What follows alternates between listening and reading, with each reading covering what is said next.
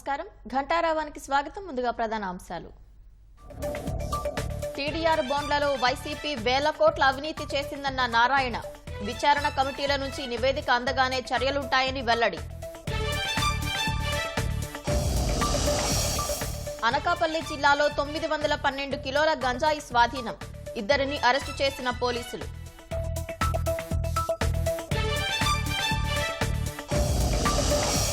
ఏనుగుల దాడిలో ఓ వృద్ధుడు దుర్మరణం పార్వతీపురం మన్యం జిల్లా వన్నాంలో దుర్ఘటన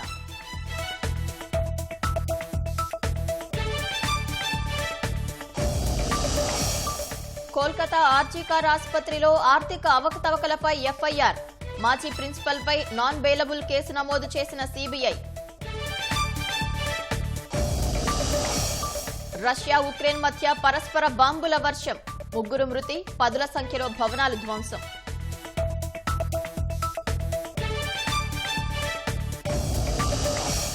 దేశవ్యాప్తంగా ఘనంగా శ్రీకృష్ణ జన్మాష్టమి వేడుకలు గోపాలుని నామస్మరణతో మార్మోగిన ఆలయాలు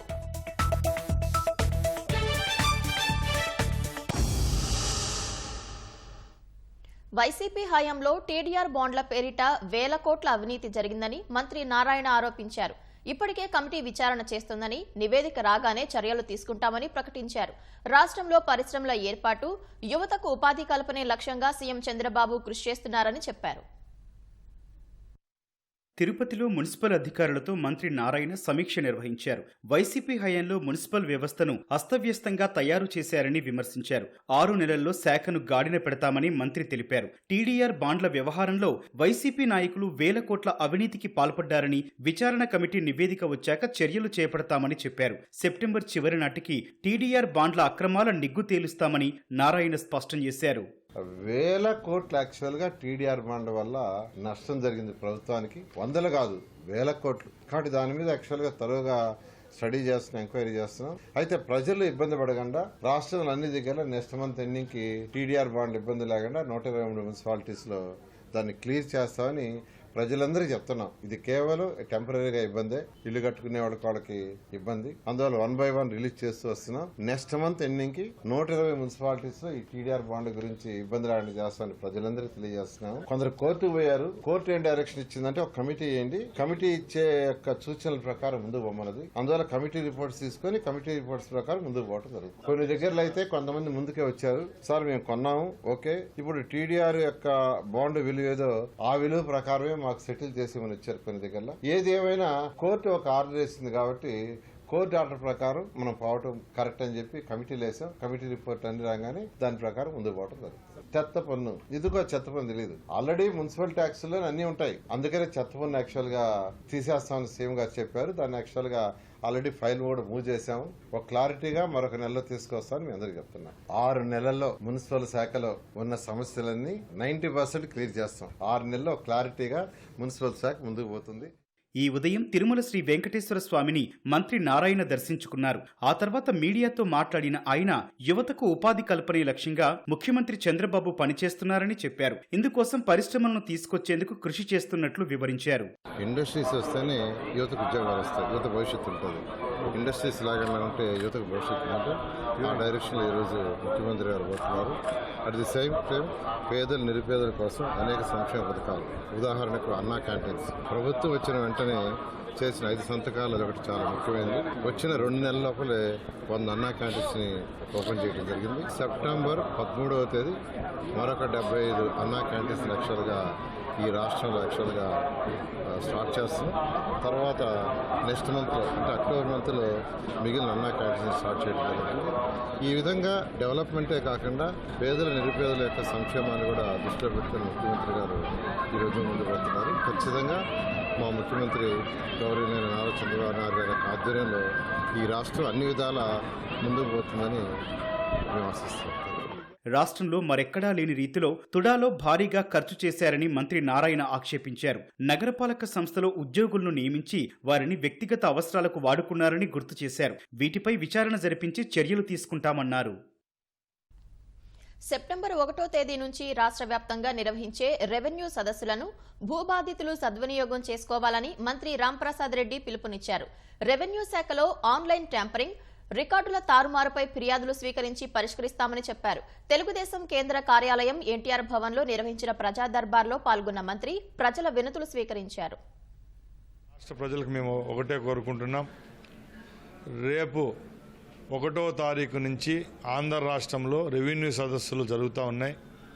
గత 5 సంవత్సరాల్లో రెవెన్యూ పరంగా ఏ సమస్యలు ఎదుర్కొన్నామో, వైసీపీ ప్రభుత్వం యొక్క ఆగడాలైతేనే, ఆ రోజు ఆన్లైన్ ట్యాంపరింగు, రికార్డ్స్ తారుమారు, ఈ విషయాల గురించి ప్రతి ఒక్క గ్రామ స్థాయిలోకి అధికారులు వస్తున్నారు. వీఆర్ఓ కాడి నుంచి కలెక్టర్ వరకు మన గ్రామాలకే వచ్చి ఎవరైతే బాధితులు ఉంటారో వాళ్ళ దగ్గర నుంచే విన్నపాలు స్వీకరించడం జరుగుతుంది. కాబట్టి ఈ కార్యక్రమాన్ని జయప్రదం చేయండి. రాబోయే కాలంలో ముఖ్యంగా రెవెన్యూ విషయానికి వస్తే ఈ 5 సంవత్సరాల్లో సమస్యలన్నీ పరిష్కరించి మంచి పేరు తెచ్చుకునే విధంగా ఈ రాష్ట్ర ప్రభుత్వం రెవెన్యూ శాఖ పనిచేస్తుంది. ఫ్రీహోల్డ్ భూముల లావాదేవీలో అవినీతి జరిగితే చర్యలు తీసుకోవచ్చని రెవెన్యూ ఉద్యోగుల సంఘం అధ్యక్షుడు బొప్పరాజు వెంకటేశ్వర్లు అన్నారు.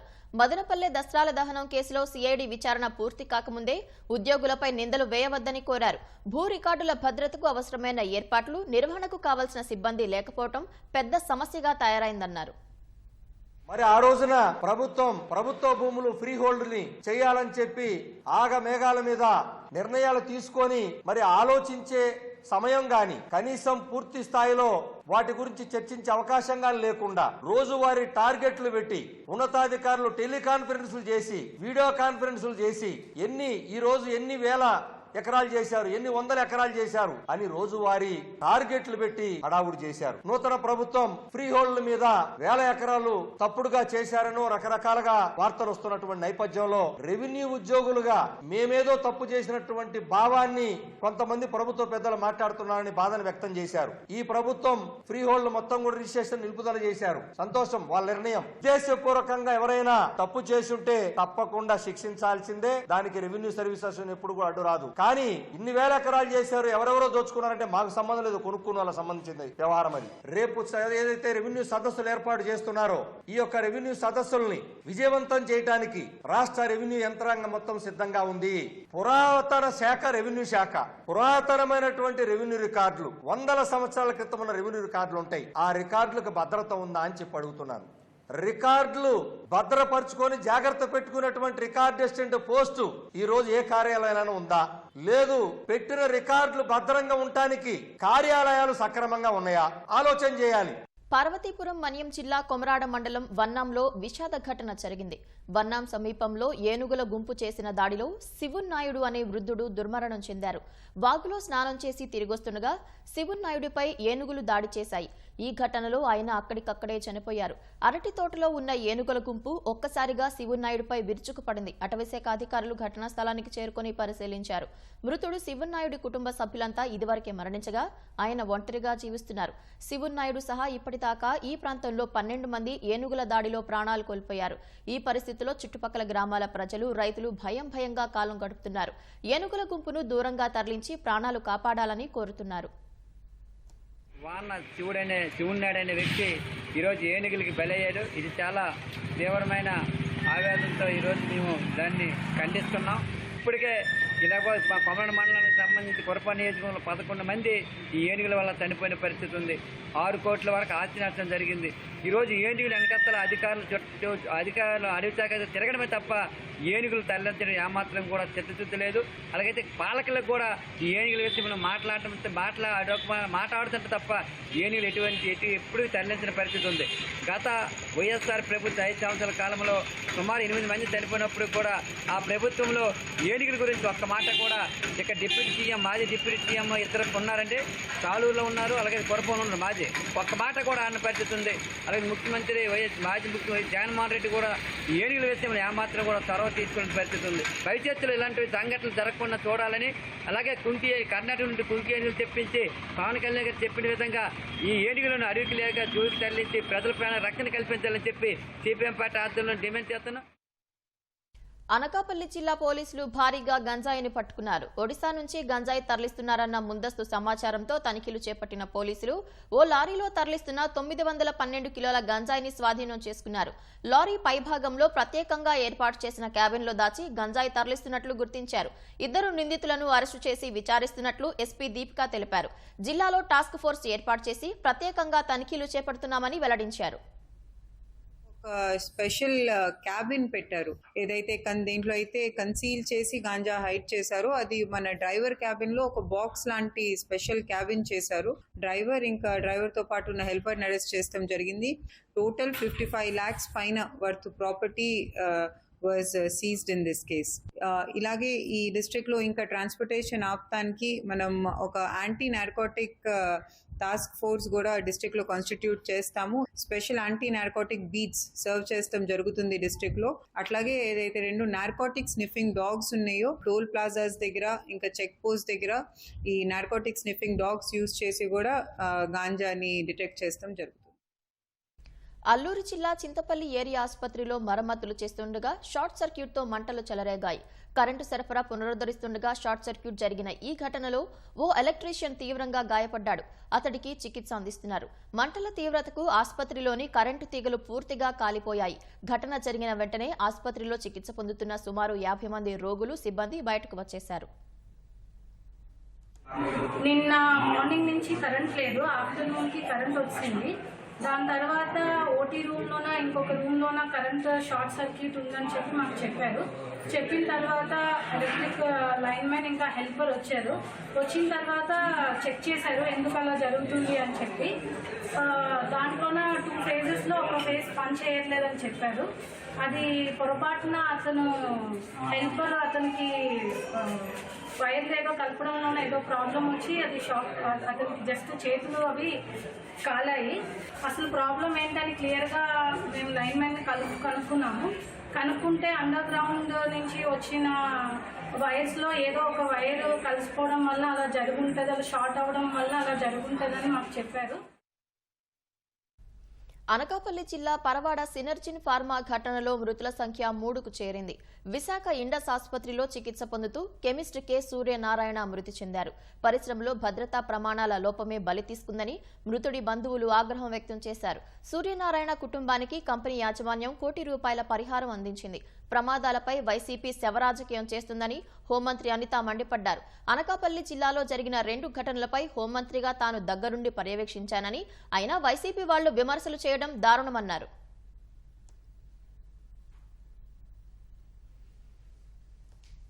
కోల్కతా జూనియర్ వైద్యురాలపై అత్యాచార కేసులో ప్రధాన నిందితుడికి చేసిన పాలిగ్రాఫ్ పరీక్షలో పొంతనలేని సమాధానాలు చెప్పినట్లు తెలుస్తోంది.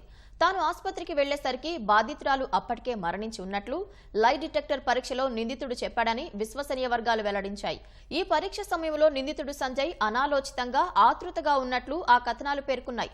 అధికారులు అడిగిన ప్రశ్నలకు అవాస్తవాలు, సరిపోలని సమాధానాలు చెప్పినట్లు తెలుస్తోంది.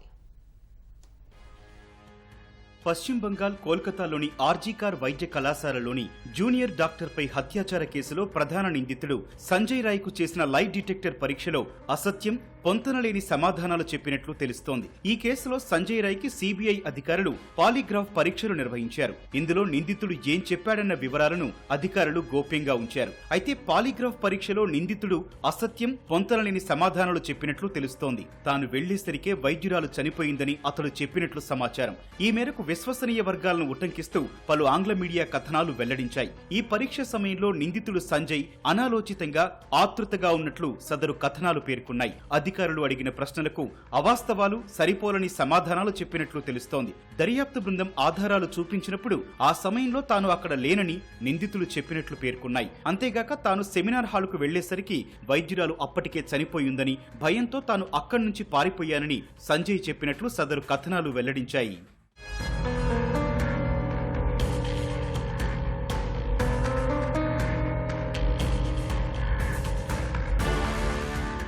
జూనియర్ వైద్యురాలిపై అత్యాచార కేసులో ప్రస్తుతం అరెస్టై జైల్లో ఉన్న రాయ్కు కోర్టు ఆదేశాలతో సిబిఐ పాలిగ్రాఫ్ పరీక్ష నిర్వహించింది. జ్యుడిషియల్ కస్టడీలో భాగంగా ప్రస్తుతం అతడు కోల్కతాలోని ప్రెసిడెన్సీ జైల్లో ఉండగా అక్కడే ఈ లై డిటెక్టర్ పరీక్ష చేపట్టారు. మరోవైపు నిందితుడికి పాలిగ్రాఫ్ పరీక్ష నిర్వహించే సమయంలో అతడి తరపున డిఫెన్స్ లాయర్ లేకపోవడం ప్రస్తుతం చర్చనీయాంశమైంది. పరీక్ష ఎక్కడ నిర్వహిస్తామన్నది అధికారులు తమకు ముందస్తు సమాచారం ఇవ్వలేదని నిందితుల తరపు న్యాయవాది తెలిపారు. ఇది మానవ హక్కుల ఉల్లంఘన కిందకే వస్తుందని ఆరోపించారు. ఈ కేసులో వైద్యురాలిపై అఘాయిత్యానికి పాల్పడింది తానేనంటూ అంతకుముందు కోల్కతా పోలీసుల ఎదుట నిందితులు నేరం అంగీకరించినట్లు వార్తలొచ్చాయి. ఇటీవల సెంట్రల్ ఫోరెన్సిక్ సైన్స్ ల్యాబొరేటరీకి చెందిన వైద్య బృందం నిందితుడి మానసిక తీరును విశ్లేషించింది. ఘటన సమయంలో ప్రతి నిమిషం చోటు చేసుకున్న విషయాలను నిందితుడు గుక్క తిప్పకుండా మొత్తం ఎపిసోడ్ను వివరించాడని, అతడిలో పశ్చాత్తాపమే లేనట్లు కనిపించిందని కేసు దర్యాప్తులో పాల్గొన్న ఓ సిబిఐ అధికారి చెప్పినట్లు కథనాలు వెలువడ్డాయి. అయితే ఆ తర్వాత అతడిని కోర్టులో హాజరుపరచగా తానే తప్పు చేయలేదని, కావాలనే తనను ఇందులో ఇరికించారని న్యాయస్థానంలో నిందితుడు కన్నీళ్లు పెట్టుకున్నాడు. వైద్యురాలపై హత్యాచార ఘటన జరిగిన కోల్కతాలోని ఆర్జికర్ ఆసుపత్రిలో ఆర్థిక అవకతవకలపై సిబిఐ ఎఫ్ఐఆర్ నమోదు చేసింది. హత్యాచార ఘటన జరిగినప్పుడు బోధనాసుపత్రి ప్రిన్సిపల్ గా ఉన్న సందీప్ ఘోష్ హయాంలో జరిగిన ఆర్థిక అవకతవకలపై ఈ ఎఫ్ఐఆర్ నమోదైంది. సందీప్ ఘోష్ పై అవినీతికి సంబంధించిన పలు నాన్ బెయిలబుల్ సెక్షన్లను సిబిఐ నమోదు చేసింది. ఇప్పటికే సందీప్ ఘోష్ సహా మరికొందరు ఇళ్లు, కార్యాలయాల్లో సిబిఐ తనిఖీలు నిర్వహించింది. హత్యాచార ఘటనకు సంబంధించి సందీప్ ఘోష్ సహా మరికొందరికి రెండో రౌండ్ పాలిగ్రాఫ్ పరీక్షలను సిబిఐ నిర్వహించింది. 10 రోజుల విచారణలో భాగంగా ఘోష్ పొంతనలేని సమాధానాలు ఇవ్వడంతో సిబిఐ లై డిటెక్టర్ పరీక్షలు నిర్వహిస్తోంది. సందీప్ ఘోష్ తో పాటు మరో 5గురికి తొలి రౌండ్ లై డిటెక్టర్ పరీక్షలను శనివారం నిర్వహించింది. ఉక్రెయిన్ రష్యా పరస్పర దాడులు ప్రతిదాడులకు దిగాయి. ఉక్రెయిన్లో పలు ప్రాంతాలను లక్ష్యంగా చేసుకుని రష్యన్ బలగాలు బాంబుల వర్షం కురిపించాయి. 200కు పైగా డ్రోన్లు, క్షిపణులతో ఉక్రెయిన్పై రష్యన్ బలగాలు భీకర దాడులు చేశాయి. ఈ దాడిలో 3 మరణించగా 4 గాయపడ్డారు. 10ల సంఖ్యలో భవనాలు ధ్వంసమయ్యాయి. అందుకు ప్రతీకారంగా రష్యాలోని పలు ప్రాంతాలపై పెద్ద సంఖ్యలో డ్రోన్లతో ఉక్రెయిన్ బలగాలు విరుచుకుపడ్డాయి. రష్యాలోని కస్క్ రీజియన్లో మరో 2 గ్రామాలను అధీనంలోకి వచ్చినట్లు ఉక్రెయిన్ అధ్యక్షుడు జెలెన్స్కీ ప్రకటించారు. రష్యా ఉక్రెయిన్ మధ్య భీకర యుద్ధం కొనసాగుతోంది. ఉక్రెయిన్ పై రష్యా మరోసారి భారీగా డ్రోన్లు, క్షిపణులతో విరుచుకుపడింది. ఉక్రెయిన్లో 15 ప్రాంతాలు లక్ష్యంగా చేసుకుని 100 డ్రోన్లు, 100కి పైగా క్షిపణులతో రష్యన్ బలగాలు దాడి చేశాయి. అర్ధరాత్రి మొదలైన ఈ దాడులు సోమవారం ఉదయం వరకు సాగినట్లు ఉక్రెయిన్ వెల్లడించింది. ఈ దాడిలో 3 మరణించగా మరో 4 ఉక్రెయిన్ పౌరులు గాయపడినట్లు తెలిపింది. తమ దేశంలోని తూర్పు, ఉత్తర, దక్షిణ ప్రాంతాల్లోని ఇంధన మౌలిక సదుపాయాలను లక్ష్యంగా చేసుకుని రష్యన్ బలగాలు బాంబుల వర్షం కురిపించినట్లు ఉక్రెయిన్ తెలిపింది. రష్యన్ డ్రోన్లు, బహుళ క్రూయిజ్, బాలిస్టిక్ క్షిపణులు పలు ప్రాంతాల్లో పడినట్లు వెల్లడించింది. రాజధాని కీవ్లో భారీ పేలుళ్ల శబ్దాలు వినిపించినట్టు పేర్కొంది. దాడుల కారణంగా కీవ్లోని కొన్ని ప్రాంతాల్లో విద్యుత్ సరఫరాకు అంతరాయం ఏర్పడిందని తెలిపింది. ప్రస్తుతం విద్యుత్ సరఫరా పునరుద్ధరించే పనులు జరుగుతున్నట్లు అధికారులు వెల్లడించారు.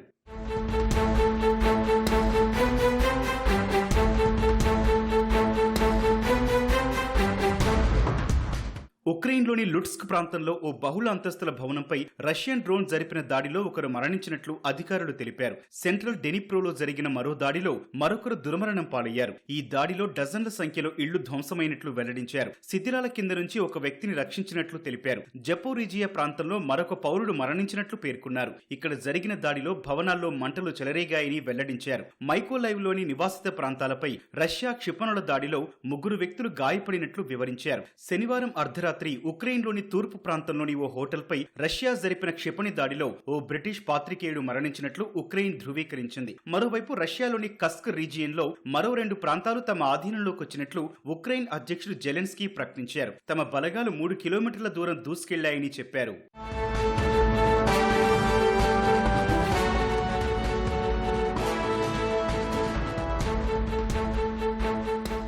ఇదే సమయంలో రష్యాపై ఉక్రెయిన్ వరుస డ్రోన్లతో విరుచుకుపడింది. రష్యాలోని సరతో, యారోస్లావ్ సహా మొత్తం 8 ప్రాంతాల్లో 22 డ్రోన్లతో ఉక్రెయిన్ బలగాలు దాడులు చేసినట్లు రష్యా రక్షణ శాఖ ధృవీకరించింది. వీటిలో 20 డ్రోన్లను నేలకూల్చినట్లు తెలిపింది. ఈ దాడిలో 4 పౌరులు గాయపడినట్లు వెల్లడించింది. సరతోవ్లోని ఎత్తైన భవనంలోకి ఉక్రెయిన్ డ్రోన్ దూసుకెళ్లింది. ఈ దాడిలో 2 గాయపడగా భవనంలోని కొంత భాగం ధ్వంసమైంది. ప్రస్తుతం ఈ దృశ్యాలు సామాజిక మాధ్యమాల్లో వైరల్ గా మారాయి. యూపీఐ సేవల ద్వారా డిజిటల్ పేమెంట్ వ్యవస్థలో పెనుమార్పులకు శ్రీకారం చుట్టిన ఆర్బీఐ మరో కొత్త తరహా సేవలను త్వరలో ప్రారంభించనుంది. రుణాలు తీసుకోవడాన్ని సులభతరం చేయడం కోసం యూనిఫైడ్ లెండింగ్ ఇంటర్ఫేస్ యూఎల్ఐను జాతీయ స్థాయిలో త్వరలో లాంచ్ చేయనుంది. గతేడాదే ఫ్రిక్షన్లెస్ క్రెడిట్ పేరిట పైలట్ ప్రాజెక్టును ప్రారంభించిన ఆర్బీఐ అవి సత్ఫలితాలు ఇవ్వడంతో త్వరలో దేశవ్యాప్తంగా సేవలు అందించేందుకు సిద్ధమైంది. డిజిటల్ పేమెంట్ వ్యవస్థలో యూపీఐ ఏ విధమైన పాత్ర పోషిస్తోందో రుణ వితరణలో యూఎల్ఐ కూడా అదే పాత్ర పోషించబోతోందని reserve bank governor Shaktikanta Das అన్నారు. బెంగళూరులో నిర్వహించిన ఓ సదస్సులో పాల్గొన్న సందర్భంగా ఆయన దీనిపై మాట్లాడారు. భూ రికార్డులు మొదలుకొని ఇతర ముఖ్యమైన డిజిటల్ ఇన్ఫర్మేషన్ ఆధారంగా యూఎల్ఐ పనిచేస్తుందని చెప్పారు. దీనివల్ల రుణ ఆమోద ప్రక్రియ సరళతరం కానుందని తెలిపారు. రుణం పొందేందుకు డాక్యుమెంటేషన్ ప్రక్రియ అవసరం ఉండదని శక్తికాంత దాస్ వివరించారు. ముఖ్యంగా ఎంఎస్ఎంఈ వ్యవసాయ రుణాల జారీ వేగవంతం కానుందని పేర్కొన్నారు. గతేడాది ఆగస్టు 17న ఫ్రిక్షన్లెస్ క్రెడిట్ పేరిట పైలట్ ప్రాజెక్టును లాంచ్ చేశారు. ఆర్బీఐకి చెందిన రిజర్వ్ బ్యాంక్ ఇన్నోవేషన్ హబ్ ద్వారా దీన్ని చేపట్టారు. అమెరికా ఫెడరల్ రిజర్వ్ త్వరలోనే వడ్డీ రేట్లను తగ్గిస్తుందనే అంచనాలతో మదుపరులు పెద్ద ఎత్తున కొనుగోలు జరిపిన వేళ దేశీయ స్టాక్ మార్కెట్లు లాభాలతో ముగిశాయి. వరుసగా 5వ సెషన్లో లాభపడిన సెన్సెక్స్ ఇవాళ 612 పాయింట్లు పెరిగింది. ఉదయం 81,388 పాయింట్ల వద్ద బీఎస్ఈ సూచీ ప్రారంభమైంది. మొదట్లో 81,278 పాయింట్ల కనిష్ట స్థాయి నమోదు చేసింది. తర్వాత హెచ్డీఎఫ్సీ బ్యాంక్, రిలయన్స్ ఇండస్ట్రీస్ వంటి దిగ్గజ సంస్థల వాటాలు కొనేందుకు మదుపరులు మొగ్గు చూపగా ఒక దశలో 81,824 పాయింట్ల గరిష్ట స్థాయికి చేరింది. చివరకు 81,698 పాయింట్ల వద్ద స్థిరపడింది. జాతీయ స్టాక్ ఎక్స్చేంజ్ సూచీ నిఫ్టీ 187 పాయింట్లు పెరిగి మరోసారి 25,000 బెంచ్ మార్క్ ఎగువకు చేరింది. 25,011 పాయింట్ల వద్ద ముగిసింది. దేశవ్యాప్తంగా శ్రీకృష్ణ జన్మాష్టమి వైభవంగా జరిగింది. ఇస్కాన్ ఆలయాలు భక్తులతో కిటకిటలాడాయి. ఉదయం నుంచే భక్తి శ్రద్ధలతో గోపాలుడిని పూజించారు. భజనలు, నృత్యాలతో మురళీధరుణ్ణి కొలిచారు. దేశవ్యాప్తంగా ఆలయాలు శ్రీకృష్ణ నామస్మరణతో మార్మోగాయి. పలుచోట్ల రాజకీయ ప్రముఖులు సాంస్కృతిక కార్యక్రమాల్లో పాల్గొన్నారు. జన్మాష్టమి సందర్భంగా ఉత్తరప్రదేశ్ మధురలోని శ్రీకృష్ణ జన్మస్థాన్ ఆలయంలో వేడుకలు ఘనంగా జరిగాయి. ఉదయం నుంచే పెద్ద ఎత్తున ఆలయానికి పోటెత్తిన భక్తులు గిరిధరుణ్ణి ఆటపాటలతో కొలిచారు.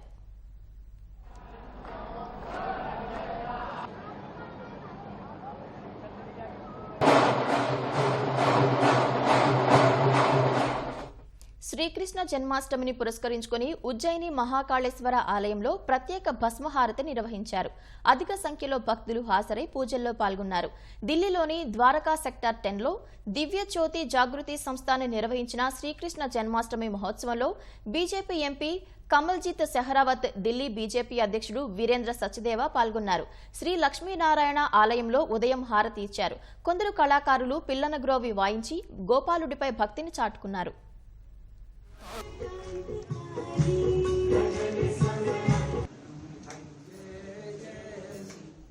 మధ్యప్రదేశ్లోని పన్నాలో సాంస్కృతిక శాఖ ఆధ్వర్యంలో జరిగిన జన్మాష్టమి వేడుకల్లో సీఎం మోహన్ యాదవ్ పాల్గొన్నారు. కళాకారులతో కలిసి పాటలు పాడారు. జుగల్ కిషోర్ జీ ఆలయం రంగురంగుల కాంతులతో మెరిసిపోయింది. హిమాచల్ ప్రదేశ్లోని మనాలిలో ఇస్కాన్ నిర్వహించిన కృష్ణ జన్మాష్టమి వేడుకల్లో భారీ సంఖ్యలో భక్తులు పాల్గొన్నారు.